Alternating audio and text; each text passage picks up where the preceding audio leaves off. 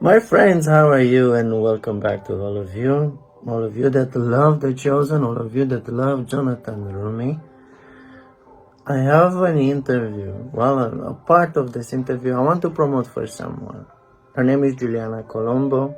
She is an awesome journalist. She is an awesome person.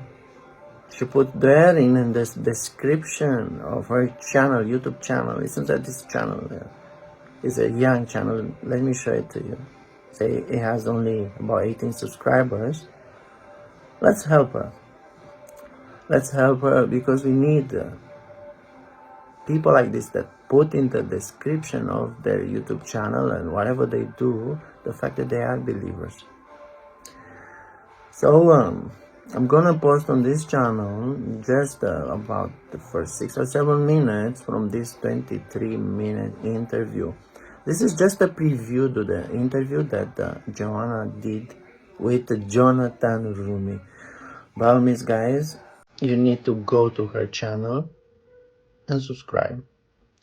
Let's show to this lovely lady that we mean business. The subscribers on my channel, whoever sees this small fragment from this beautiful interview, guys, you need to go and subscribe to her channel. Even if you see this on my channel and you're not subscribed, it doesn't matter. I have plenty of subscribers. Go to Joanna, sorry. Go to her and subscribe to her. Help her out. Let's show her some love because this is what we do, the chosen fans. We show love to each other, and we allow love to be the characteristics that describe us the best. Imagine if someone, when they think about you, all they will think about is this person was such a loving person. Is that easy in this world that is so focused on hatred? Of course, it's not easy. It's so easy to be hateful rather than to love. It's so easy to be angry rather than to be peaceful. It's so easy to never forget and forgive rather than to forget and forgive. But we will carry on taking Jesus as our example. We don't have to look in this world taking people as our example. Not even Jonathan. Jonathan is not our example. Jonathan is a flawed human being. Someone that tries his best to walk the walk and do the talk, but he's still a human being, and he will have moments in which he will fail. So we don't take Jonathan Roumie as our model. We take Jesus Christ as our model. Jesus Christ, the one that came for us, left everything that he had there in eternity, all that worship and praise that he received from trillions and trillions of angels, all that glory that he shared with the Father and the Holy Spirit, he left it all for us. He came. He bled for us. He suffered for us. And in the process of going to the Via Dolorosa, he healed us. He made us new. Imagine that. God incarnated, God, the eternal, incarnated. I don't understand that. This is one of those things that I'll ask Jesus if I'll make it to heavenly Jerusalem. When I see him, I will ask. Between many other questions, I will ask this as well. How was it possible, Lord, that you, the infinite God, became one of us? How was that? Imagine to be there in eternity and have all your questions answered. But up to that time, we are here. We are stuck in this imperfect reality, and we have to carry on. Here, friends, no matter how hard it is. Taking, as I said, Jesus as our model, as our role model, as our example, as our everything, allowing Jesus to be in charge of our life. Let's take a look at this about 6-ish something minutes. A preview of this beautiful big interview on the channel that I already mentioned. 3, 2, 1.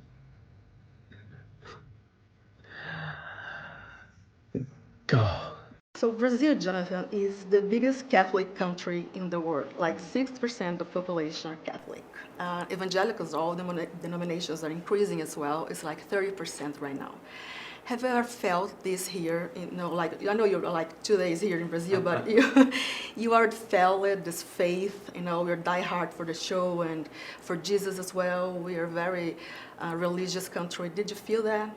I felt it even before getting here. Really? Yeah, I think any time I might go online and do a live stream, there's so much passion about God that comes from the Brazilian people. So it's obvious, it's evident, it's very very clear and abundant in the people, and that's great, because it feels like that hunger for Jesus that we've seen kind of growing throughout the world as we've been doing this press tour is especially fervent here in Brazil.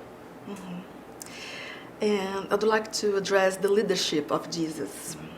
Our readers, most of them are leaders. But Jesus was different, he was kind, but he was present. Present, it's really important. Yeah. But also demanding, also, like telling what they need to do, what they're doing wrong. What do you think Jesus can teach to, our leaders, our readers, and all these decision makers, guys? I think, speaking to that point, he was all about truth and authenticity and, God's truth made manifest in his people and the people that followed him. And so I think he wasn't afraid to be truthful to people sometimes when it maybe, didn't flatter their egos, or it kind of shined a light on things that needed to be changed, things that needed to be fixed, things that were meant to repair the soul first, and then everything else would follow that. His focus was on people, and at the time that he came,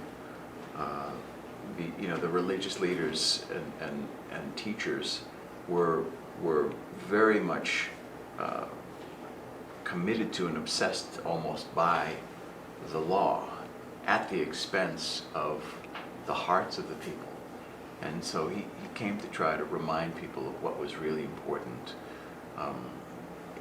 in terms of what God's priorities were, and to lead them and to show them how to be examples, how to lead, how to be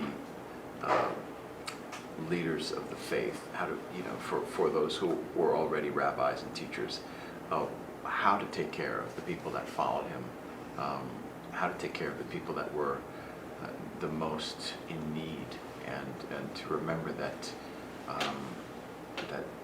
people come first and the rules come second. The rules for the sake of rules, it doesn't, it's not what I think God meant. He didn't mean for the rules to supersede caring for people. Beautiful. A little bit about you. Well, you're a very gifted man. So I have a list here. So you draw, you play drums, do many things with your voice, produce, direct, write, because I've seen quite a speeches, acting, dancing, because dancing. Well, I've seen some. You say that you were in an audition, so they ask you to dance. So you got the role, so maybe you dance quite well. That might have been for comedic effect, unintentionally, but yeah.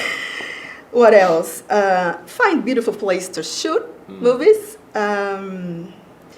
Beautiful handwriting, as I saw on You and I, My Dear. Oh, thank you. I don't know if it's you, but I think it was you writing. Yeah, so yeah. Beautiful handwriting as well. So what I want to ask is, how was the path of discovering all these things? I want to go back as a kid, a teenager who was, well, maybe I can do that for my career. What I'm going to do with that? I'm just entertaining my beloveds. What I'm going to do? I want to know this journey of your, talent. One of my earliest memories was when I went into kindergarten, primary school at the age of about 5. And when it came time where, you know, we would get to paint, I happened to paint something that for a 5-year-old apparently seemed kind of advanced. So I painted, so I have Egyptian heritage. My father's from Cairo. And so I grew up with that imagery in the house, and little statues and things of camels and pyramids and sphinx and that sort of thing. And so I remember I painted this camel that looked like a camel. And I think, I guess apparently most kids didn't really paint animals that looked like animals, because it just, I had a very, I guess, God gave me a very So for now, that's all I have for you. I found this interview. I love it. What is not to love?